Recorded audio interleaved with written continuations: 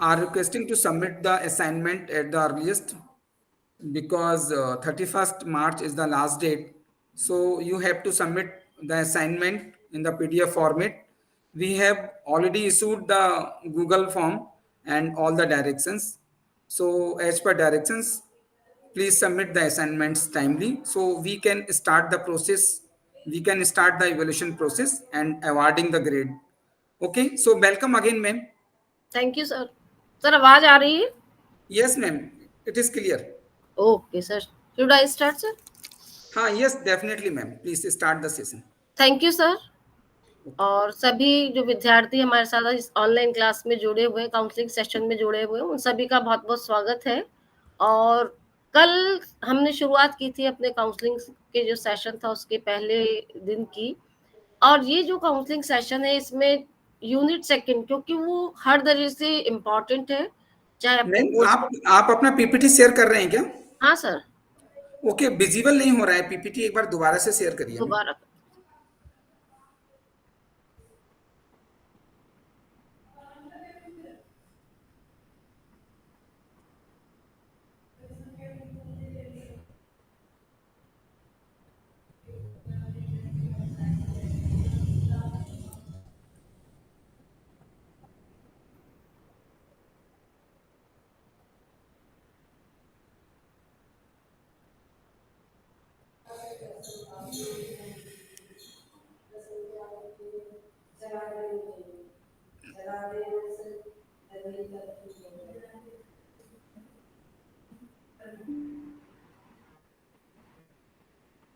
Sir हो रहा है? हाँ, यस मैम। तो आप सभी का दोबारा स्वागत है। और इकोसिस्टम हमने कल शुरू करा था। इसी इकोसिस्टम के बहुत सारे पार्ट हैं जिसको कि आज हम डिस्कस करने जा रहे हैं। तो पहले तो कल की अगर कोई क्वेरी है तो आप चैट बॉक्स में लिख सकते हैं। कल का हमने जो भी इकोसिस्टम के टाइप पढ़े थे, पार्ट पढ़े थे, उसमें अगर आपको लगता है कि कहीं कुछ अंडरस्टैंडिंग में कोई इश्यू है तो आप उसको लिख सकते हैं, हम उसको डिस्कस कर लेंगे। इसी इकाई में जब हम आगे चलते हैं यूनिट सेकंड में, उसी में आपको एक चीज मिलेगी, न्यूट्रिएंट साइकिल।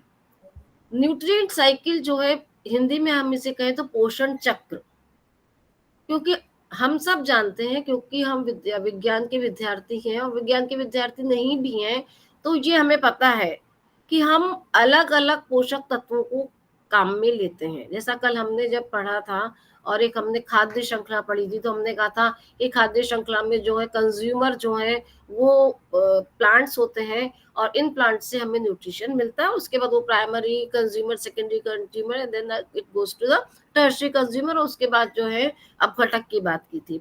तो न्यूट्रिशन साइकिल या न्यूट्रिएंट साइकिल या पोषक चक्र होता क्या है? एक्चुअल में ये एक प्रोसेस होता है जिसमें कि अलग अलग न्यूट्रिएंट्स जो हैं वो किसी भी तरह से, चाहे, क्योंकि न्यूट्रिएंट तो बहुत सारे अवेलेबल है, चाहे नाइट्रोजन है, चाहे फास्फोरस है, चाहे कैल्शियम है, ये सब अवेलेबल हैं, लेकिन पौधे या जंतु सीधे इनको उपयोग में नहीं ला सकते। तो एक साइकिल के थ्रू या एक चक्र के थ्रू ये कन्वर्ट होते हैं, और कन्वर्ट होने के बाद जो भी उसके लिविंग ऑर्गेनिज्म है, चाहे वो प्लांट है चाहे वो एनिमल्स है, उनका कंज्यूम करते हैं और एक साइकिल में होते हुए ये वापस वहीं पहुंच जाते हैं जहां से ये आए थे। तो ये न्यूट्रिशन साइकिल कहलाती है, पोषण चक्र कहलाता है। और ये जो न्यूट्रिशन साइकिल या पोषण चक्र होते हैं, दो तरीके के हो सकते हैं। एक तो होती है गैसियस साइकिल्स और दूसरी होती है सेडिमेंट्री साइकिल्स। गैसियस साइकिल्स, उसमें क्या होता है, जैसे कि एटमॉस्फेयर है हमारा, हम वायुमंडल में रह रहे हैं, हम कार्बन डाइऑक्साइड रिलीज करते हैं, ऑक्सीजन लेते हैं। प्लांट्स दोनों काम करते हैं, रेस्पिरेशन भी करते हैं और फोटोसिंथेसिस भी करते हैं। रेस्पिरेशन में वो, जैसे हम कार्बन डाइऑक्साइड लेते हैं वैसे वो भी कार्बन डाइऑक्साइड लेते हैं और ऑक्सीजन छोड़ते हैं। जब फोटोसिंथेसिस करते हैं तो इसका रिवर्स होता है, यानी कि ऑक्सीजन छोड़ते हैं और कार्बन डाइऑक्साइड लेते हैं। तो ये साइकिल जो है, ये साइकिल कौन सी कहलाती है? गैसीय साइकिल, गैसीय चक्र। गैसीय चक्र की विशेषता ये होती है कि इनका लगभग एक संतुलन बनता है, यानी जितने जो एनवायरमेंट में है उतने ही वापस पुनः पहुंच जाते हैं। तो ये कौन सा चक्र कहलाते हैं? गैसीय चक्र कहलाते हैं। इसमें जल चक्र भी आता है। अब दूसरा चक्र होता है सेडिमेंट्री साइकिल, अवसादी चक्र। जो सल्फर चक्र है या फास्फोरस चक्र है वो अवसादी चक्र में आता है, यानी कि जो चट्टानों से मिल रहे हैं हमें, तो उनका प्रोडक्शन कम होता है, तो वो नेचर में कम अवेलेबल है लेकिन उनका कंजम्पशन ज्यादा है, तो वो जब उनका यूज होता है तो वो धीरे धीरे डिके हो जाते हैं और इसीलिए हम उनको अवसादी चक्र कहते हैं। तो पोषण चक्र या न्यूट्रिशन साइकिल दो प्रकार की एक तो गैसियस साइकिल और एक सेडिमेंट्री साइकिल। गैसीय चक्र और सेडिमेंट्री चक्र दोनों एग्जाम के पॉइंट ऑफ व्यू से बहुत इंपॉर्टेंट है। जैसा कि मैंने अभी अभी आपको बताया कि पोषण चक्र में नाइट्रोजन हो सकता है, नाइट्रोजन साइकिल हो सकती है, कार्बन साइकिल हो सकती है, हाइड्रोजन और ऑक्सीजन साइकिल। और सेडिमेंट्री में जो हम बात करेंगे वो होती है फास्फोरस, फास्फोरस हो सकती है और सल्फर हो सकती है। तो यहाँ पर आप दो चीजें याद रखें कि पोषक चक्र जो होते हैं या न्यूट्रिएंट साइकिल जो होती है वो कितने तरीके की हो सकती है, दो तरीके की, गैसीय चक्र और सेडिमेंट्री चक्र। हिंदी में कहें तो गैसीय चक्र और सेडिमेंट्री को कहते हैं अवसादी, यानी कि जिनका डिके हो रहा है, जो मेनली हमें कहाँ से मिलते हैं, चट्टानों से मिलते हैं, इनका केमिकल स्टोरेज हो रखा है। और ये जो गैसीय चक्र की हम बात करते हैं, ये गैसीय चक्र जो होते हैं नॉन मिनरल्स कंपाउंड्स होते हैं, कार्बन नॉन मिनरल है, ऑक्सीजन नॉन मिनरल है, पानी नॉन मिनरल है। और सेडिमेंट्री नॉर्मली मिनरल्स होते हैं, जैसे फास्फोरस हुई, सल्फर हुआ। तो these are the two types of nutrient cycle, और इसी को हम आगे डिस्कस करेंगे। पहले गैसीय साइकिल या गैसीय चक्र की बात करेंगे और उसके बाद सेडिमेंट्री साइकिल्स की बात करेंगे। क्या होता है कि न्यूट्रिएंट साइकिल होते हैं, उसमें गैसीय साइकिल जो होती है, जो आपके बुक में दे भी रखा है, आप जब आप अपना बुक का पेज नंबर 33 दिखेंगे तो कोने में आपको दे रखा है कि जो न्यूट्रिएंट साइकिल होते हैं या जो पोषक चक्र होते हैं उसे इनकम्प्लीट साइकिल भी कहा जाता है, अपूर्ण साइकिल भी या पूर्ण साइकिल कहा जा सकता है, क्योंकि ये साइकिल वो साइकिल होती है जिसमें जो हमारे न्यूट्रिएंट है ना, जितनी तेजी से उनका विस्थापन होता है उतनी ही तेजी से उनका उपयोग भी हो जाता है। समझ आ रही ना बात, कि वायुमंडल में ऑक्सीजन जितनी ज्यादा है उतना ज्यादा ही हम उसका यूज कर रहे हैं, वो दोबारा रिप्लेस हो जाती है। तो ये साइकिल पूर्ण साइकिल कहलाती है। इसके विपरीत जो सेडिमेंट्री साइकिल होती है, ये अपेक्षाकृत अपूर्ण साइकिल है, इनकम्प्लीट साइकिल है। क्यों है? वो इसलिए है कि इनका तात्कालिक मतलब तुरंत से नहीं मिल जाएंगे। जब किसी चट्टान का या ज्वालामुखी से जब कोई चीज निकलेगी तभी वो साइकिल में आएगी, अदरवाइज साइकिल में नहीं आएगी। तो इसका विस्थापन देर से होता है, कई बार नहीं भी होता है। तो इसलिए ये साइकिल कौन सी साइकिल कहलाती है? इनकम्प्लीट साइकिल, पूरी तरीके से।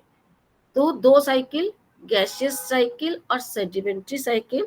गैसीय चक्र या अवसादी चक्र, गैसीय चक्र जो होते हैं वो पूर्ण चक्र हो सकते हैं, लेकिन सेडिमेंट्री साइकिल या अवसादी चक्र जो होते हैं वो पूर्ण रूप से जो है हम कह सकते हैं उनको कि अपूर्ण होते हैं। कारण सिर्फ यही है कि जितनी तेजी से उनका जो है उपयोग होता है उतनी तेजी से वो वापस अवेलेबल नहीं हो पाते। तो ये दो तरह की न्यूट्रिशन साइकिल है जिसके बारे में हम आगे पढ़ेंगे। न्यूट्रिएंट साइकिल का इसको आप ग्राफ बना सकते हैं, एग्जाम में अगर आपके आता है तो अगर आप ग्राफ बनाएंगे तो निश्चित रूप से आपको मार्क्स ज्यादा मिलेंगे। गैसियस साइकिल, सेडिमेंट्री साइकिल और हाइड्रोलॉजिकल साइकिल, ये एक अलग साइकिल है जिसको नॉर्मली हम गैसियस साइकिल में ही रख देते हैं। तो गैसियस साइकिल के उदाहरण है carbon cycle, nitrogen cycle and oxygen cycle, और सेडिमेंट्री साइकिल यानी अवसादी चक्र साइकिल का उदाहरण है सल्फर साइकिल और फास्फोरस। आपकी जो बुकलेट है उसमें सिर्फ सल्फर साइकिल की बात की गई है, फास्फोरस साइकिल की बात नहीं की गई है। तो आपके कोर्स के पॉइंट ऑफ व्यू से गैसियस साइकिल में हम पढ़ेंगे carbon cycle, nitrogen cycle, oxygen cycle और सेडिमेंट, और साथ में ये वाटर साइकिल भी पढ़ेंगे। और सेडिमेंट्री साइकिल में हम सिर्फ पढ़ेंगे सल्फर साइकिल। फास्फोरस साइकिल के बारे में मैं आपको थोड़ा बहुत बता दूंगी कि किस तरह से इसको हम लिख सकते हैं। तो गैसीय चक्र में सबसे पहले हम बात करेंगे कार्बन साइकिल। अब कार्बन साइकिल जैसा कि हम सब जानते हैं सबसे महत्वपूर्ण है कार्बन साइकिल। क्यों महत्वपूर्ण है? क्योंकि कार्बन जो होती है वो नाइट्रोजन और ऑक्सीजन के कंपैरिजन में थोड़ा सा कम होता है वायुमंडल में, क्योंकि अगर वायुमंडल में कार्बन ज्यादा बढ़ जाएगी तो वो हमको नुकसान या हार्मफुल पहुंचा सकती है। इसीलिए तो अगर कार्बन डाइऑक्साइड बढ़ जाती तो वो अपन जो है एयर को क्या कहते हैं, पॉल्यूटेड एयर। तो कार्बन जो साइकिल होती है, कार्बन जो होती है, कार्बन की वजह से जो है पॉल्यूशन, अगर कार्बन हो जाता है ज्यादा तो पॉल्यूशन हो सकता है। तो ये अल्प घटक है लेकिन फिर भी बहुत इंपॉर्टेंट है, क्योंकि जितने भी कार्बनिक पदार्थ हैं, चाहे कोयला हो चाहे तेल हो, सब किससे मिलकर बनते हैं? कार्बन से। और अगर एनिमल्स की बात की जाए तो डीएनए में डीऑक्सी जो डीएनए होता है उसमें भी कार्बन होना जरूरी है। अगर कार्बन नहीं है तो डीएनए का उत्पादन नहीं हो पाएगा, डीएनए नहीं एग्जिस्ट कर पाएगा। तो हमारी बॉडी के लिए या किसी भी लिविंग ऑर्गेनिज्म के लिए कार्बन बहुत उपयोगी है, क्योंकि इस कार्बन से ही हमारी बॉडी की बहुत महत्वपूर्ण चीजें बनती हैं। और फोटोसिंथेसिस में भी जो है कार्बनिक पदार्थ में क्या बनता है? कार्बोहाइड्रेट बनता है, भोजन बनता है। हम जो एप्पल खा रहे हैं या कोई भी फ्रूट खा रहे हैं, वो क्या है? कार्बोहाइड्रेट का सोर्स है। और कार्बोहाइड्रेट किससे बनता है? कार्बन से बनता है। तो अगर कार्बन एटमॉस्फेयर में नहीं होगी तो ये सब प्रोडक्शन क्या होगा? रुक जाएगा। तो इसलिए कार्बन का होना बहुत जरूरी है। और वो एक चक्र में घूमती रहे, चक्र में घूमती रहे मतलब कि जितनी तेजी से उसका उपयोग ला रहे हैं उतनी तेजी से उसकी जगह दूसरी चीज भी आ जाए। बात समझ आ रही है ना? बैंक है, बैंक में हमने 2 लाख रुपए डाल दिए और 2 लाख निकाल के हम खर्च करते जा रहे हैं, खर्च करते जा रहे हैं, तो धीरे धीरे 2 लाख क्या हो जाएंगे? खत्म हो जाएंगे। लेकिन अगर हम उसमें हर महीने उतने ही पैसे, जितने पैसे हम खर्च कर रहे हैं, डाल दें तो वो बैंक अकाउंट चलता रहेगा। ठीक उसी तरह से साइकिल्स होती हैं। जितना हम उपयोग कर रहे हैं कार्बन का, ऑक्सीजन का या नाइट्रोजन का, उतना ही वो साइकिल में होना चाहिए, रिजर्व में होना चाहिए। तभी जीवन पृथ्वी पर संभव है, अदरवाइज नहीं है। जो क्लाइमेट चेंज हो रहा है या जो आज हमको जो है पर्यावरण में प्रदूषण नजर आ रहा है या जो कुछ भी डिफरेंस नजर आ रहा है, उसका बेसिक कारण यही है कि जो हमारे रिजर्वायर थे, चाहे वो पानी के रिजर्वायर हो, चाहे वो कार्बन के रिजर्वायर हो, चाहे वो ऑक्सीजन के हो, चाहे नाइट्रोजन के, किसी के भी हो, धीरे धीरे रिजर्वायर क्या होते जा रहे? खत्म होते जा रहे हैं। तो जब खत्म होते जा रहे हैं तो निश्चित रूप से क्लाइमेट चेंज होगा, पर्यावरण प्रदूषण होगा और मानव जीवन का अस्तित्व संकट में आएगा। तो carbon is present mainly as a carbon dioxide and methane in the atmosphere.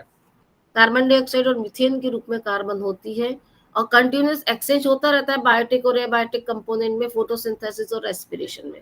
हम लेते हैं ना, मैंने बताया कि हम सांस लेते हैं, पौधे सांस लेते हैं, पौधे जो है प्रकाश संश्लेषण करते हैं। तो कंटिन्यूस एक्सचेंज जो है कार्बन डाइऑक्साइड का होता रहता है। हम निकालते हैं, वो पौधे ले लेते हैं, पौधे जो ऑक्सीजन निकालते हैं वो हम ले लेते हैं। तो इस तरह से कार्बन एक साइकिल चलती रहती है। यहीं पर एक बात आती है पॉपुलेशन बढ़ने की। पॉपुलेशन तो बढ़ गई लेकिन पौधे घट गए। तो जब पौधे घट गए और पॉपुलेशन बढ़ गई तो आप समझ सकते हैं कि इम्बैलेंस क्रिएट हो रहा है। और ये इम्बैलेंस जब भी क्रिएट होता है मानव के लिए हानि पहुंचाता है। सबसे पहले मानव ही इससे ज्यादा जो है अफेक्टेड होते हैं। तो उस बैलेंस को बनाए रखना हम सबकी जिम्मेदारी है। Atmospheric carbon dioxide is fixed by the plant in the process of photosynthesis. कल भी मैंने बताया था कि सिर्फ पौधे ही वो कैपेसिटी रखते हैं जो कि फूड बनाते हैं। और फूड किससे बनता है? कार्बन से बनता है। और कार्बन कहाँ से आती है? कार्बन साइकिल से आती है। तो फोटोसिंथेसिस के थ्रू जो है कार्बन डाइऑक्साइड का यूज करते हैं पौधे और कार्बन डाइऑक्साइड को लेते हैं और उसी कार्बन डाइऑक्साइड का यूज करके वो फूड प्रिपेयर करते हैं, जो कार्बन डाइऑक्साइड हमारे लिए हानिकारक है। पौधे उसी को फूड में कन्वर्ट कर कर हमें देते हैं। नेचर की साइकिल को अगर हम समझ लेते हैं तो बहुत बड़ी बात है। हमारा वेस्ट मटेरियल, हमारी वेस्ट चीजें निकल के पौधे उसको एक यूजफुल प्रोडक्ट में बदल रहे हैं, जो कि हमारे जीवन का एक अनिवार्य अंग है। अगर ऑक्सीजन नहीं होगी तो मुश्किल हो जाएगी। कोविड में हम इन चीजों से बहुत ज्यादा परिचित हो गए कि बॉडी का बार बार ऑक्सीमीटर नाप नाप के ऑक्सीजन लेवल नाप रहे हैं। तो आप समझ सकते हैं कि ऑक्सीजन का उपयोग कितना ज्यादा है। बिना ऑक्सीजन की कल्पना नहीं की जा सकती। और वो ऑक्सीजन सिर्फ कौन दे सकते हैं? पौधे दे सकते हैं। और वो किसको लेके देंगे? कार्बन डाइऑक्साइड लेंगे। All the living organism release carbon dioxide during respiration. Carbon is release into the atmospheric by burning the fossil fuel and auto emulsion. ये भी एक बहुत बड़ा पार्ट है, जो कि सिर्फ पुराने जमाने में तो सिर्फ फॉसिल फ्यूल्स होते थे कि जो खाना बनाने के लिए लकड़ी काम में ली या किसी और पर्पज से लकड़ी जलाई या कोयला जलाया, उससे कार्बन निकलती थी।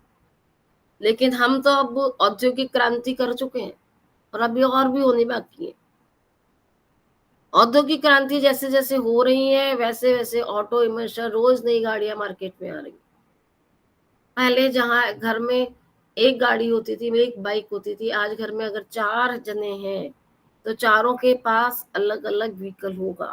तो जब अलग अलग व्हीकल होगा तो उस ऑटो इमर्शन या कल कारखाने जिस तरीके से बढ़ रहे हैं, जिसको कि हम अपनी ग्रोथ का नाम देते हैं, ठीक है, बहुत अच्छी बात है, लेकिन पर्यावरण को नुकसान तो पहुंच रहा है। और इसी वजह से एटमॉस्फेयर में कार्बन का जो है पार्ट भी बढ़ रहा है। कार्बन का अब क्या हो रहा है, उल्टा हो रहा है। हम अवसादी चक्र की ये बात करते हैं, सेडिमेंट्री साइकिल की बात कर रहे हैं, तो वहां तो क्या प्रोडक्शन कम है, उपयोग ज्यादा है। लेकिन जहां प्रोडक्शन ज्यादा और उपयोग कम है, बात समझ आ रही है ना कि कार्बन का प्रोडक्शन तो हर तरीके से कर रहे हैं हम, चाहे व्हीकल के धुएं के रूप में हो रहा हो, चाहे हम फॉसिल फ्यूल जला रहे हैं, चाहे हम पेट्रोल काम में ले रहे हैं, चाहे हम डीजल काम में ले रहे हैं, चाहे हम कल कारखानों से जो धुआं निकल रहा है वो है, कार्बन का इमिशन तो बढ़ता जा रहा है। तो वो साइकिल डिस्टर्ब होती है। तो ये भी एक बहुत इंपॉर्टेंट चीज है। एक मिलती है हमें ऑर्गेनिक कार्बन, कल हमने बात की थी कि जो डिकम्पोजर्स होते हैं वो ऑर्गेनिक मटेरियल्स को डिके करते हैं। आपने देखा होगा कि जहाँ आप कहीं भी, जैसे आप स्पेशली कहीं मैस वगैरह है या कहीं भी कचरा निकलता है, वो लंबे समय तक सड़ता है, तो आप जाते हैं तो उसके पास एक अजीब सी स्मेल आती है, आप कहते हैं सड़ गया ये, तो दिस इज मीथेन। जब कोई भी ऑर्गेनिक मटेरियल डीके फॉर्म में आता है, जो हमारे बैक्टीरिया हैं, जो कल मैंने कहा था these are known as the safai karmachari, ये सफाई कर्मचारी जब अपना काम करते हैं तो ऑर्गेनिक कार्बन को जो है रिलीज होती है और वो मीथेन के रूप में होती है। तो वेस्ट प्रोडक्ट भी ज्यादा होते हैं तो जो है ऑर्गेनिक कार्बन भी बहुत ज्यादा हो रही है। तो ये एक नॉर्मल चीज है जो कि आपको आनी चाहिए, एग्जाम के पॉइंट ऑफ व्यू से पूछा जाता है। अब कार्बन साइकिल में होता क्या है, कैसे हम समझे कि हमारे आसपास जो नेचर है या हम कार्बन साइकिल में कहाँ आ रहे हैं, हम कहाँ फिट हो रहे हैं। नेचर में हर चीज का अपना एक पार्ट है, हर चीज की एक स्पेस है, चाहे वो बायोटिक है चाहे वो एबायोटिक। कल बात की थी ना हमने एबायोटिक बायोटिक की, हम किस में है, बायोटिक में। तो हमारा स्पेस कहाँ है, कार्बन क्या है, एबायोटिक है तो एबायोटिक, लेकिन बायोटिक को पूरा कंट्रोल करके रखती है। तो स्टेप क्या होते हैं कार्बन साइकिल्स के, सबसे पहले तो carbon enters the atmosphere as CO2, carbon dioxide के रूप में एटमॉस्फेयर में कार्बन डाइऑक्साइड पाई जाती है। अब ये जो कार्बन डाइऑक्साइड होती है, ये जितने भी ग्रीन प्लांट है उनके ज्यादा क्या कर ली जाती है, एब्जॉर्ब कर ली जाती है। फोटोसिंथेसिस करते हैं ना वो ग्रीन प्लांट्स, किसकी उपस्थिति में, सनरेज की उपस्थिति में और क्लोरोफिल जरूरी है। फोटोसिंथेसिस करते हैं और कार्बन डाइऑक्साइड को अवशोषित कर लेते हैं, भोजन का निर्माण करते हैं और साथ ही साथ ऑक्सीजन गैस भी जो है निकालते हैं। Animals consume plants thereby incorporating carbon into their system। हम क्या खा रहे हैं, प्लांट्स को खा रहे हैं, चाहे वो प्राइमरी कंज्यूमर है, चाहे वो सेकेंडरी कंज्यूमर है, चाहे वो टर्शरी कंज्यूमर है, सब डिपेंड किस पर है, प्रोड्यूसर्स पर, प्लांट्स पर। तो हम इनको खा रहे हैं, तो खाने के बाद वो हमारी बॉडी में चले गए, चाहे हमने खाया चाहे किसी एनिमल ने खाया, उनके सिस्टम में वो चला गया। अब जब एनिमल्स और प्लांट्स डाई होंगे तो देयर बॉडीज डिकम्पोज होगी और कार्बन वापस रिजॉर्ब किस में हो जाएगी, सॉइल में। आई समझ में, सॉइल में चली गई, या अगर कैसे भी डिकम्पोज हुई तो वो एनवायरमेंट में चली गई। तो अगेन जहां से वो आई थी एटमॉस्फेयर, वो वापस वहीं पर पहुंच जाती है। This is known as carbon cycle. एक डायग्राम से हम दोबारा समझने की कोशिश करेंगे, लेकिन ये आपको स्टेप्स लिखने पड़ सकते हैं एग्जाम के दौरान। पूछा जाता है explain the various step of carbon cycle, तो you should write these lines. देखिए इस डायग्राम से समझने की कोशिश करते हैं कि वास्तव में होता क्या है। अब क्या हो रहा है, पूरा हमें दिख रहा है, पूरा हमारा एनवायरमेंट है जी, समझ आ रहा है। इस एनवायरमेंट में सिर्फ प्लांट ही हैं जो कि फोटोसिंथेसिस कर रहे हैं। किसकी उपस्थिति में? सनलाइट की उपस्थिति में। क्लोरोफिल तो होना ही चाहिए। यहां से ये साइकिल शुरू होगी। ये कार्बन डाइऑक्साइड एनवायरमेंट में है, यहाँ पर ये एनवायरमेंट है पूरा का पूरा। यहाँ से ये carbon dioxide photosynthesis of plant ने करा, किसकी उपस्थिति में? सनलाइट और ग्रीन जो इसका पार्ट होता है जिसको कि हम क्लोरोफिल कहते हैं, इसकी उपस्थिति में इस प्लांट्स ने इन कार्बन डाइऑक्साइड का अवशोषण करा और क्रिया कौन सी कहलाई? फोटोसिंथेसिस, प्रकाश संश्लेषण। अब प्रकाश संश्लेषण के फलस्वरूप यहाँ क्या हुआ? भोजन बनाया प्लांट्स ने, और उस प्लांट का ऑर्गेनिक जो प्लांट था उसके इस फ्रूट्स जो लगे, उस फ्रूट्स को हमने किसी एनिमल ने खाया, एनिमल ने खा लिया ना, क्योंकि भाई प्रोड्यूसर तो वही है। यहाँ इसकी जगह हम भी हो सकते थे, हम भी एनिमल्स भी खा सकते हैं ना। एनिमल्स मतलब कोई भी एनिमल हो सकता है जो कि हर्बीवोरस है, और या हम भी हो सकते हैं, आदमी भी डायरेक्ट फल फूल खाता है। यहाँ पर वो आ गया। अब यहाँ पे आके दो तरह की चीजें हो सकती हैं। अब कौन आ गया? एनिमल आ गया ना भाई। अब एनिमल जो है उस वो भी क्या करता है? रेस्पिरेशन करता है। तो जरूरी नहीं है कि ये साइकिल में प्लांट्स ही जो है कार्बन डाइऑक्साइड ले रहे हैं। हम क्या कर रहे हैं? रेस्पिरेशन ले रहे हैं, श्वसन कर रहे हैं ना भाई हम। तो हम क्या निकाल रहे हैं? कार्बन डाइऑक्साइड निकाल देंगे। तो हमारी कार्बन डाइऑक्साइड वापस कहाँ मिल गई? एयर में, ये मिल गई। यानी कि यहाँ से जो कार्बन डाइऑक्साइड आई फूड की फॉर्म में, वो हमने रेस्पिरेशन के थ्रू का निकाल दी कार्बन डाइऑक्साइड में। एक तरीका तो ये। दूसरा तरीका ये हो सकता है कि ये एनिमल की डेथ हो गई, और जब डेथ हो गई तो डेड ऑर्गेनिज्म और उसके वेस्ट प्रोडक्ट कहाँ चले गए? सॉइल में चले गए, डीकम्पोजर्स में, और डीकम्पोजर्स के रूप में चल के ये वापस कहाँ आ गए? इस प्लांट के पास आ गए। एक तरीका ये पूरा साइकिल है।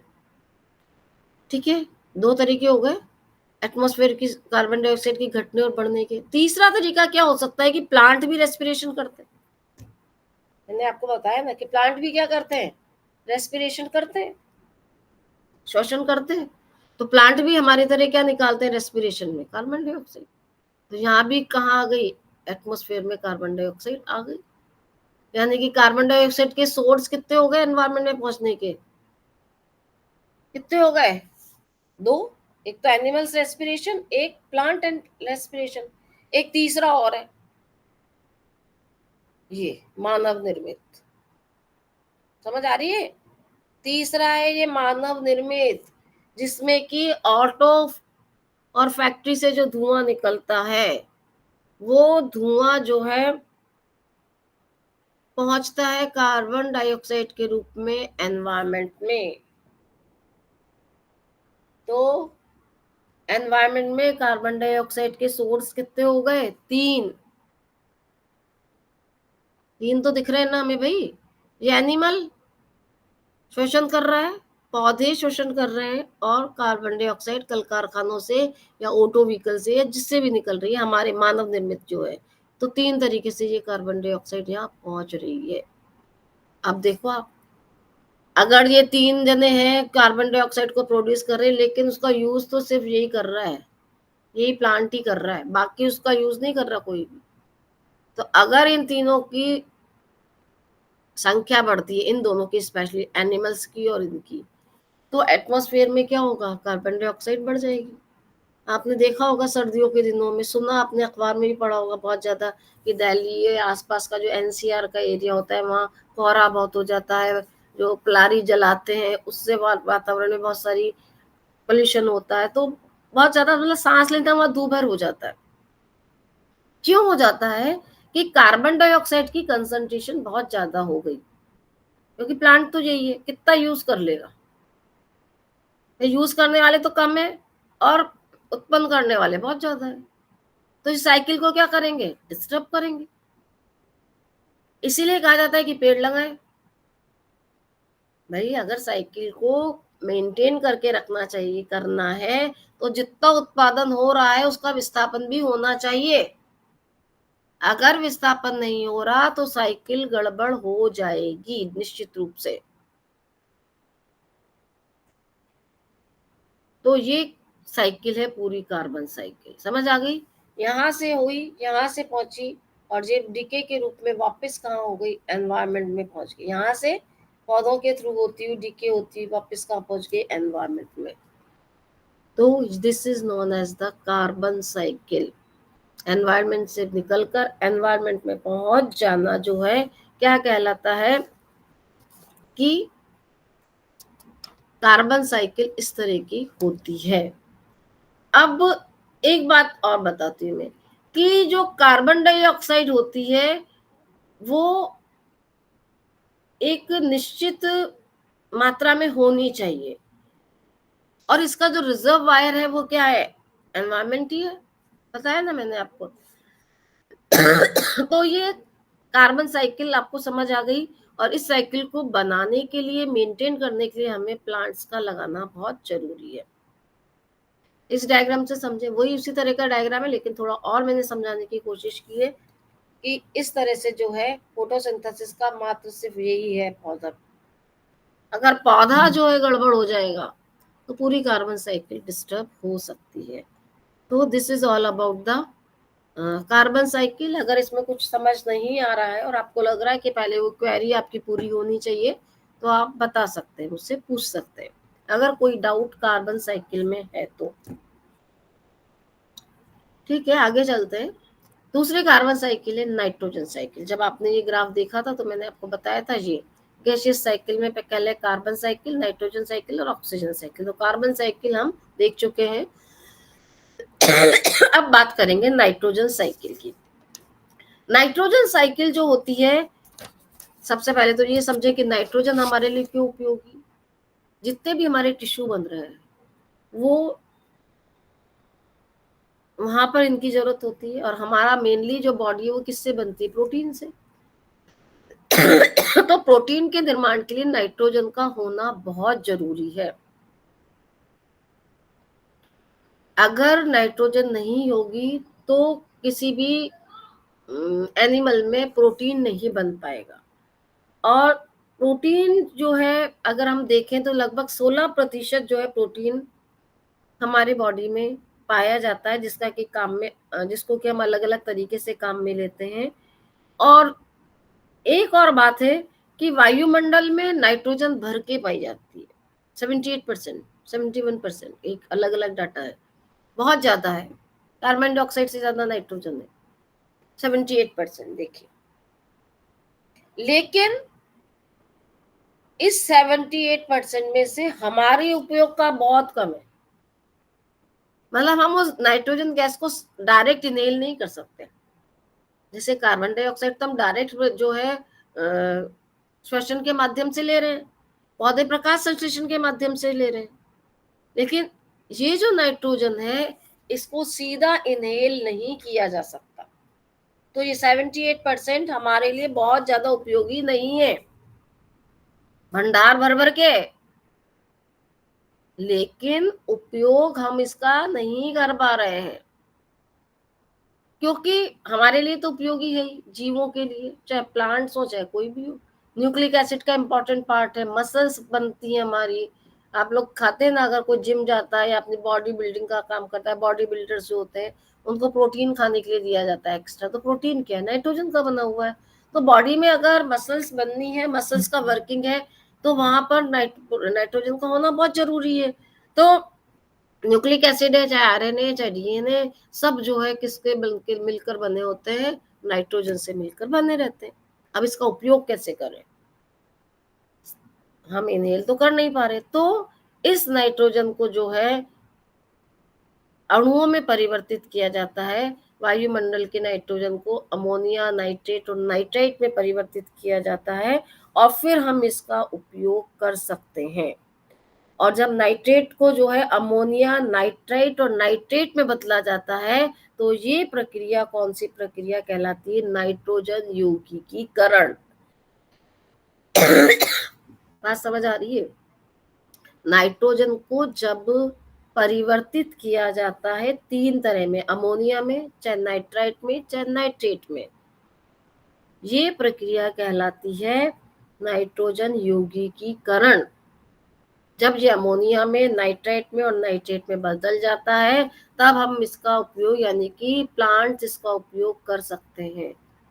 अदरवाइज गैस के रूप में इसका उपयोग नहीं हो पाता।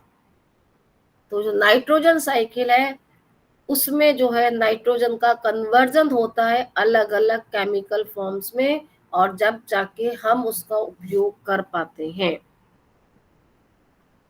और नाइट्रोजन यौगिकीकरण या नाइट्रोजन फिक्सेशन करने की कैपेसिटी भी छोटे जीवाणुओं के पास है।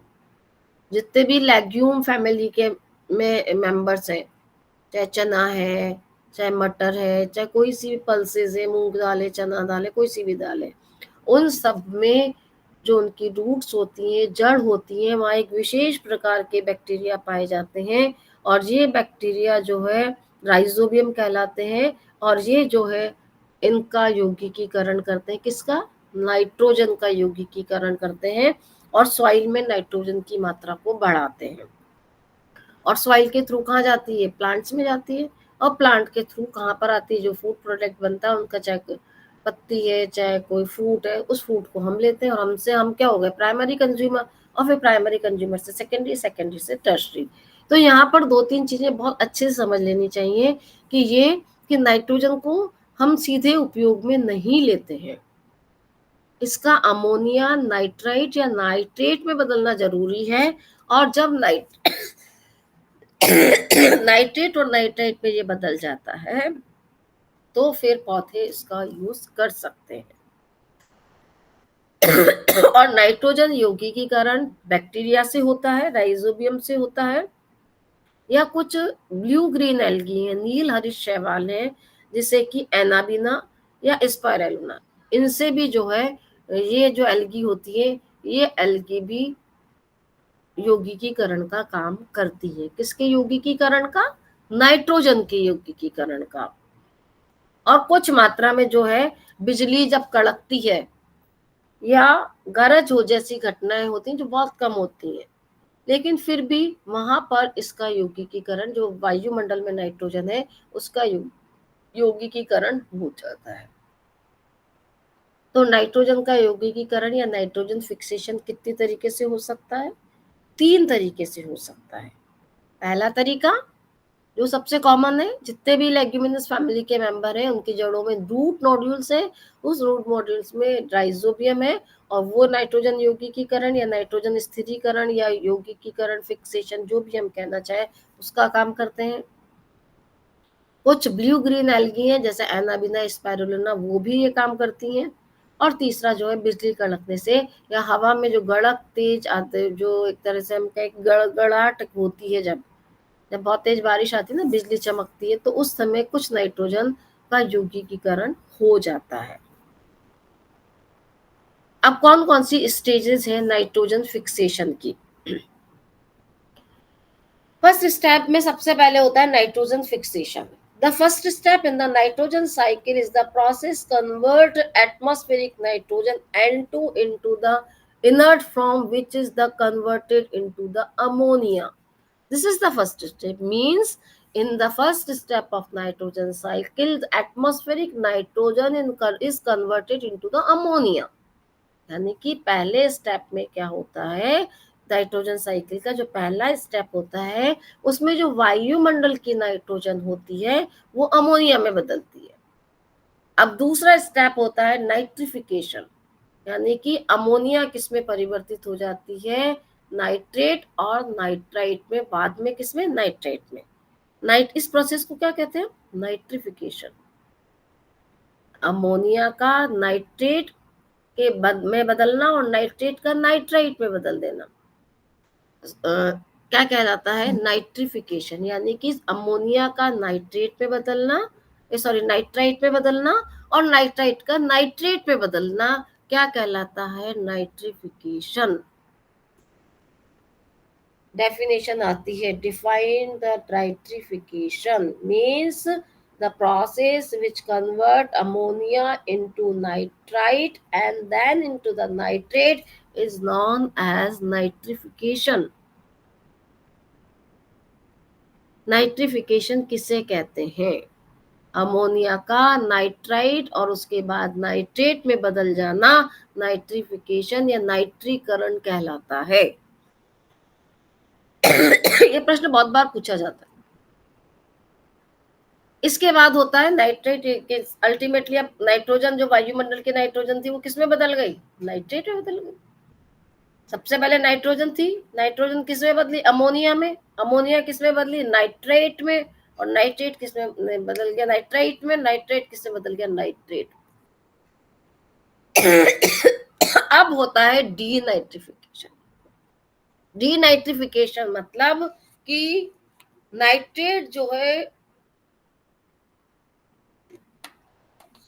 वो गैसियस नाइट्रोजन में बदल जाता है और अब उसको किसी भी के द्वारा अवशोषित किया जा सकता है और उसके बाद उसका मिनरलाइजेशन हो जाएगा और फिर उसका इमोबाइलाइजेशन, यानी कि अब हम उसको अवशोषित कर सकते। हम मतलब ग्रीन प्लांट्स, है ना। ग्रीन प्लांट्स के पास ये पावर है, हमारे पास नहीं है। ग्रीन प्लांट ये सब काम करेंगे, हम सोचे कि हम ऐसा काम करेंगे तो नहीं। ग्रीन प्लांट्स के पास ये पूरा नाइट्रोजन साइकिल की स्टेप्स को पूरा करने की पावर है। अब देखिए इस डायग्राम से समझिए। सोर्स मैंने जैसा बताया कि एक छोटा सोर्स होता है, लाइटनिंग या बिजली कड़कती है या बादल गरजते हैं, तो वहां से नाइट्रोजन जो है फिक्सेशन होता है, नाइट्रीकरण होता है और वो NO3 के रूप में यहाँ पर आ जाता है। या फिर जो नाइट्रिफिकेशन होता है वो कहाँ हो रहा है? सॉइल में हो रहा है। और वो बैक्टीरिया जो है, जो मैंने आपको बताया राइजोबियम बैक्टीरिया होते हैं, वो सॉइल के थ्रू इसको कन्वर्ट कर कर और कहाँ पहुंचा देते हैं? पौधों की जड़ों तक। और पौधे उसका उपयोग करके उससे फूड बनाते हैं जिसको कि हम एनिमल्स खाते हैं, यानी कि कंज्यूमर्स खाते हैं। These are the producer. या फिर इसका डीनाइट्रिफिकेशन हो। डीनाइट्रिफिकेशन किसके थ्रू? डीनाइट्रिफिकेशन बैक्टीरिया, जो मैंने आपको उदाहरण दिया। और वापस कहाँ आ जाएगी? नाइट्रोजन वापस किस में आ गई? एटमॉस्फेयर में।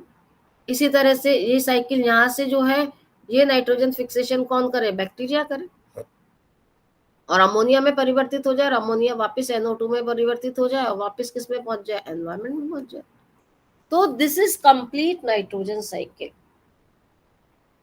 थोड़ा सा आप ध्यान से देखेंगे तब आप इसको थोड़ा सा समझ पाएंगे, क्योंकि बहुत इंपॉर्टेंट साइकिल है ये।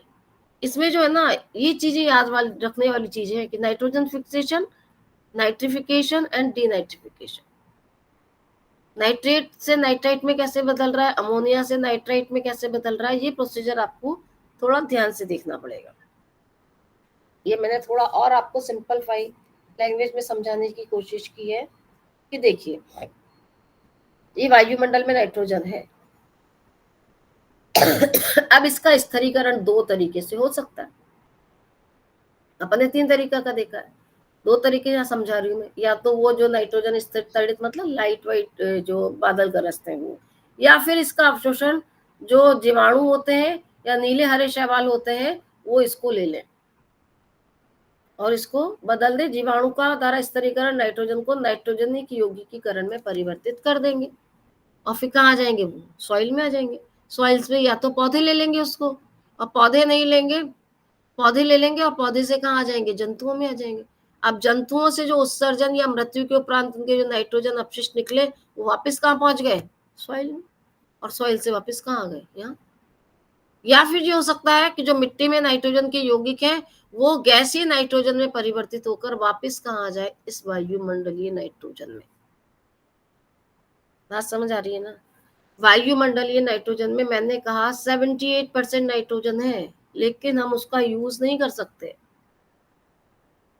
उसको यूज में लाने का जो पावर है वो ग्रीन ब्लू ग्रीन एल्गी के पास है या प्लांट्स के पास या बैक्टीरिया के पास है, हमारे पास नहीं है। तो ये चक्र है। यहाँ से दो तरीके से इसका नाइट्रीकरण हो सकता है। ये मैंने आपको समझा दिया। या तो ये बिजली कड़कने से हो सकता है, बिजली कड़कने से जो होगा ना वो सीधा कहाँ जाएगा, सॉइल में, और सॉइल से कहाँ जाएगा, पौधों में। या फिर वायुमंडलीय नाइट्रोजन को जो है ब्लू ग्रीन एल्गी अवशोषित कर ले और उसका डीनाइट्रिफिकेशन करके सॉइल में डाल दे। एक तरह नाइट्रोजन का क्या होगा, जो पौधों ने खाना वाना बनाया जिसको कि हमने खाया, हमारी मृत्यु या उत्सर्जन के थ्रू वापस कहाँ पहुंच जाएगा, सॉइल में, और सॉइल से वापस इस गैसीय तंत्र से कहाँ आ जाएगा, इस वायुमंडलीय नाइट्रोजन।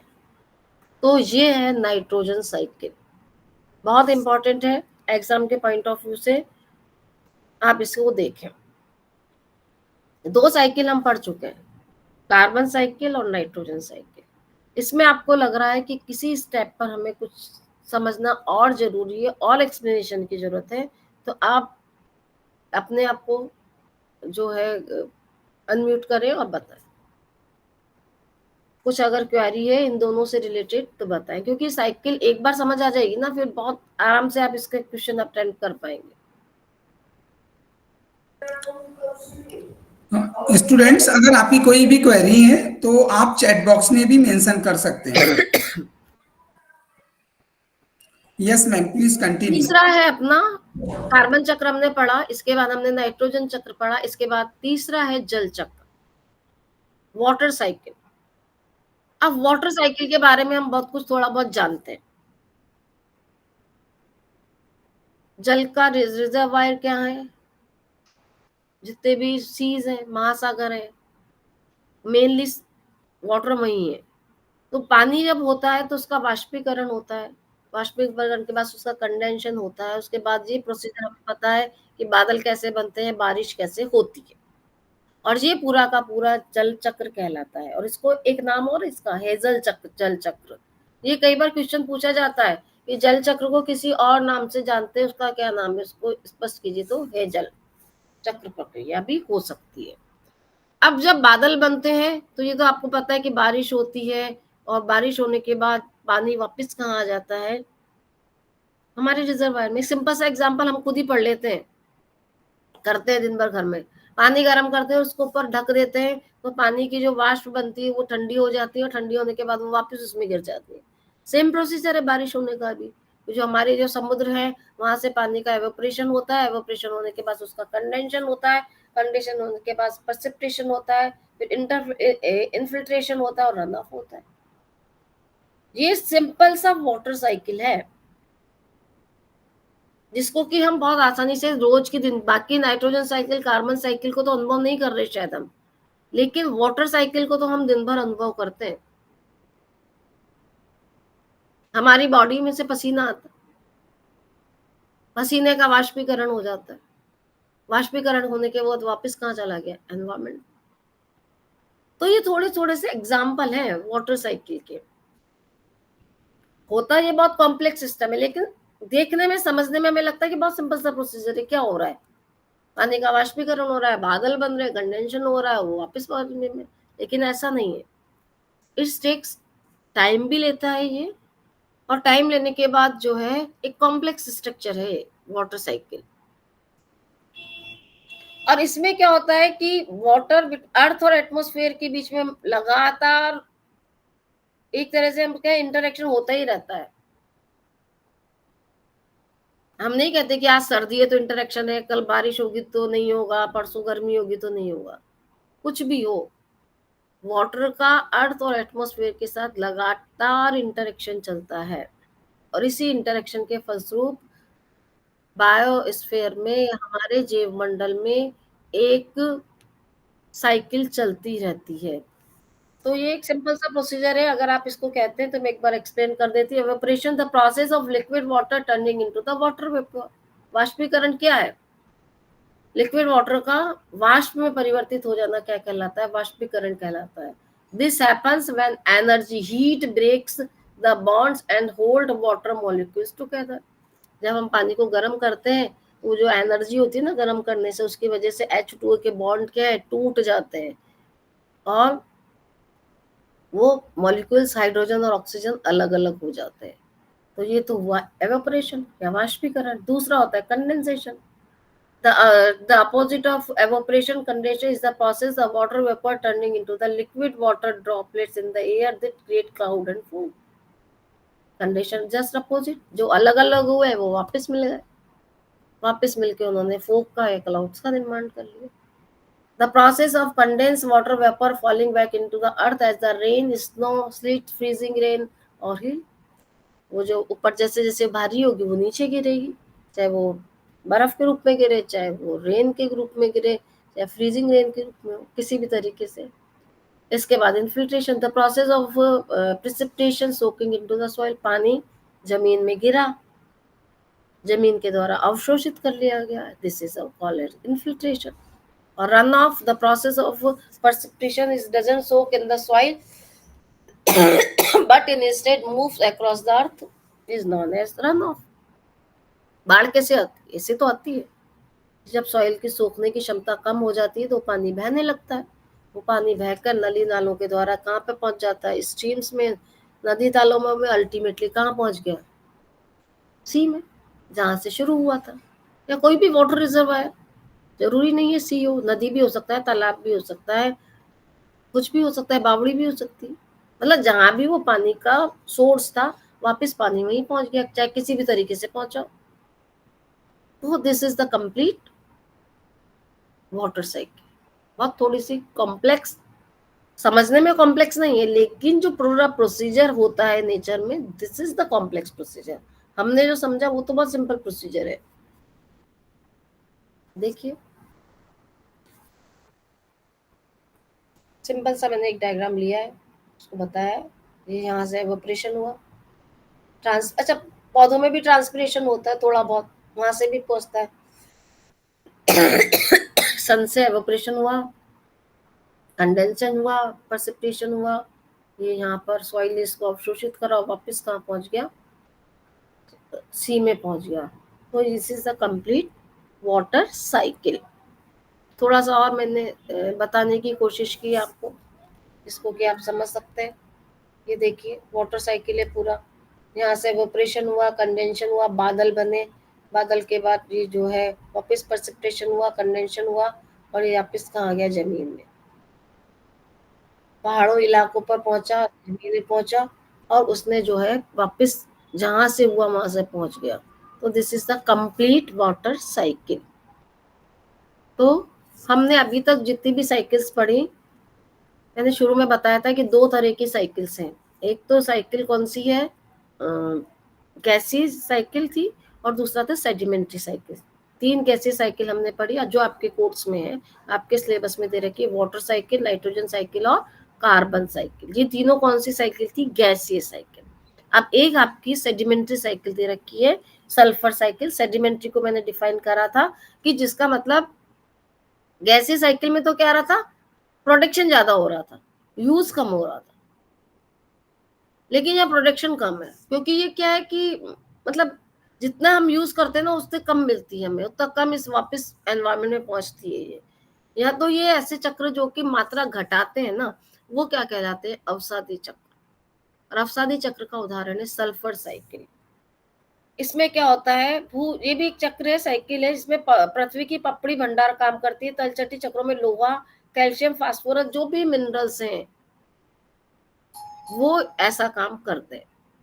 वो साइकिल कौन सी साइकिल कहलाती है? सेडिमेंट्री साइकिल या अवसादी साइकिल. अब स्टेप्स कौन कौन से हैं?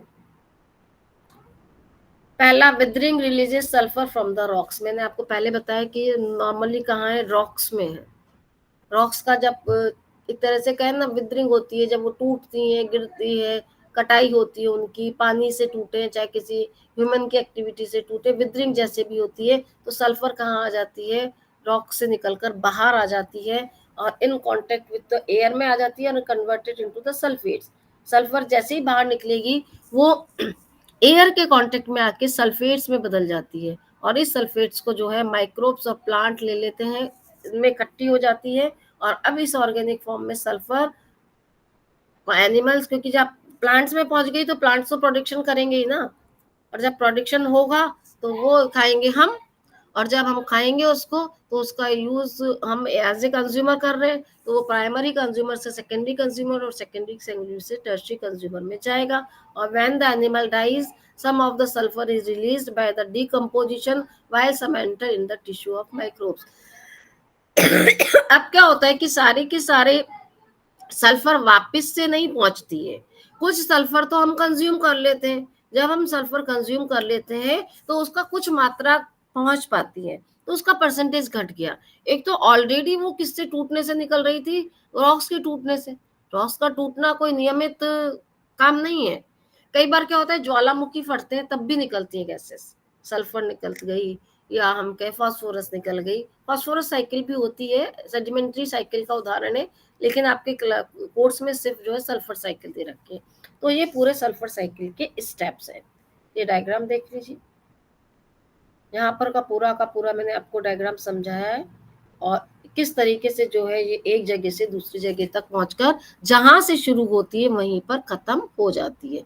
तो this is all about sulphur cycle. ये देख लीजिए आप, एक और सिंपल थोड़ा सा मैंने डायग्राम आपको बनाने की कोशिश की है।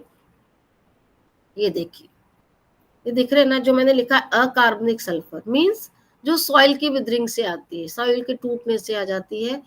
जो जितनी बैक्टीरिया करते हैं उसका ऑक्सीकरण करते हैं, उसको सल्फेट में बदलते हैं, और सल्फेट से वो क्या ले लेता है, उसको सल्फेट फॉर्म या सॉइल से उसको कौन ले लेते हैं, पौधे ले लेते हैं।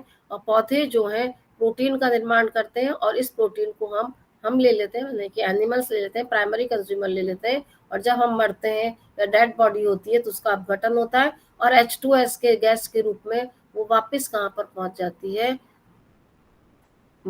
एयर में पहुंच जाती है। लेकिन इसका पहुंचना पहले से कम होता है, यानी कि अगर 100 मॉलिक्यूल है तो एयर में वापस 50 मॉलिक्यूल से भी कम पहुंचते हैं। तो इसीलिए ये चक्र कौन से चक्र कहलाते हैं, सेडिमेंट्री साइकिल या अवसादी चक्र कहलाते हैं। तो this is all about nutrition cycles, जो कि 2 तरह की मैंने आपको बताई है। इसमें अगर कहीं आपको कोई कंफ्यूजन है तो आप बताएं, नहीं तो मैं थोड़ा सा एक स्टेप आगे चल के थोड़ा सा किस तरह के इसमें क्वेश्चंस आते हैं और आपने कितना गेन किया उसकी हम बात करेंगे। तो आप रेडी हैं क्वेश्चंस के लिए थोड़ा बहुत? तो पहला क्वेश्चन है, this factor contribute to the carbon cycle, fossil fuels combustion, respiration, photosynthesis, all of these. Hindi में बता देती हूँ कि इनमें से कौन जो है कार्बन साइकिल्स में कंट्रीब्यूट करते हैं कार्बन प्रोड्यूसर के लिए। पहला उत्तर है फॉसिल फ्यूल कंजम्पशन, यानी कि हम जो जलाते हैं लकड़ी कोयला जो। बी रेस्पिरेशन, हम जो श्वसन करते हैं।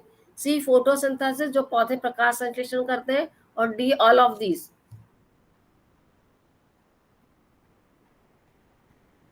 मेरी आवाज आ रही है क्या बच्चों, नहीं आ रही? हाँ, यस मैम। कोई क्वेश्चन आप बता सकते हैं स्टूडेंट्स?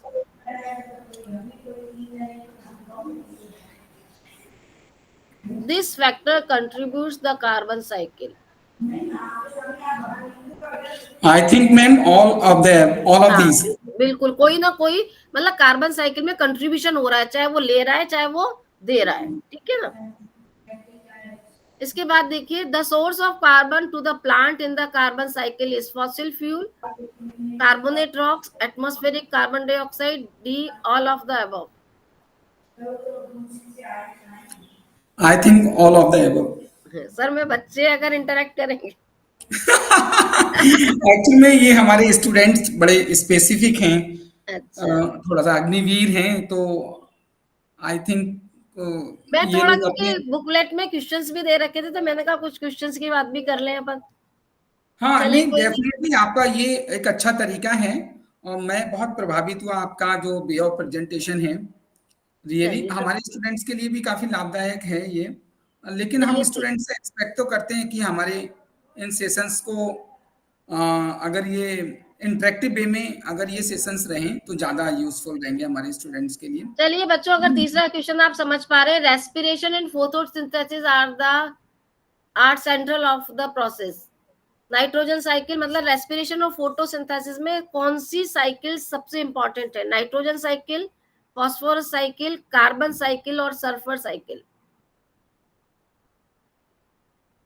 Respiration and photosynthesis. सबसे ज्यादा साइकिल जो रेस्पिरेशन और फोटोसिंथेसिस के लिए जरूरी। अगर उत्तर आता है तो बच्चों बताए, नहीं तो मैं बताती हूँ। इसका राइट आंसर है सी, कार्बन साइकिल। क्योंकि कार्बन साइकिल में ऑक्सीजन और कार्बन डाइऑक्साइड काम आ रही है, और फोटोसिंथेसिस में भी और रेस्पिरेशन में भी कार्बन डाइऑक्साइड और ऑक्सीजन काम आती है, इसलिए ये साइकिल दोनों में बहुत यूज होती है।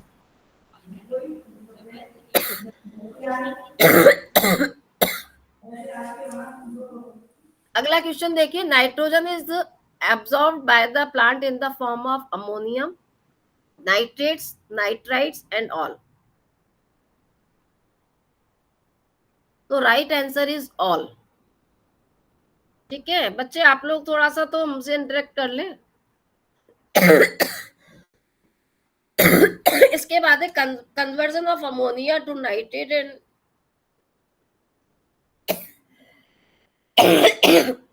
ammonia to nitrite and then to nitrate is called। Ammonia का नाइट्रेट में परिवर्तित होना और नाइट्राइट के बाद नाइट्रेट में परिवर्तित होना क्या कहलाता है?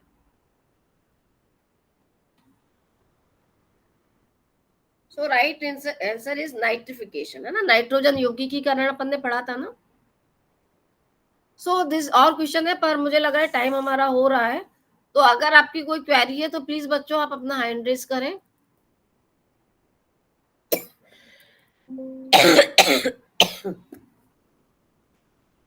कोई भी क्वेरी है बच्चों तो आप अपना हैंड रेज कर सकते हैं।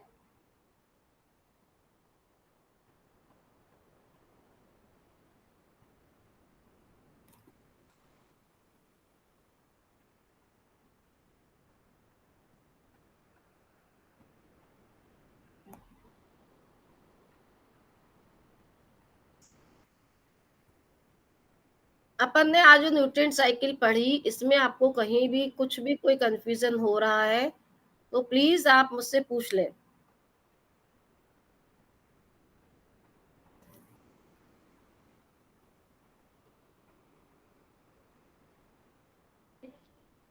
So thank you students. अगर आपकी क्वेरी बाद में भी अगर आपको लग रहा है तो आप मुझसे पूछ सकते हैं, आपके व्हाट्सएप ग्रुप में आप डाल दें, सर मुझसे शेयर कर लेंगे।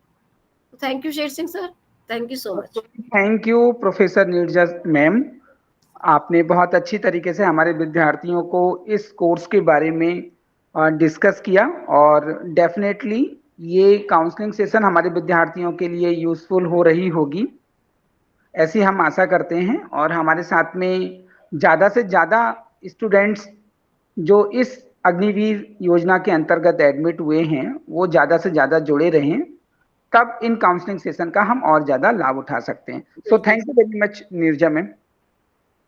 Thank you sir, thank you so much. Okay. Thanks to all students.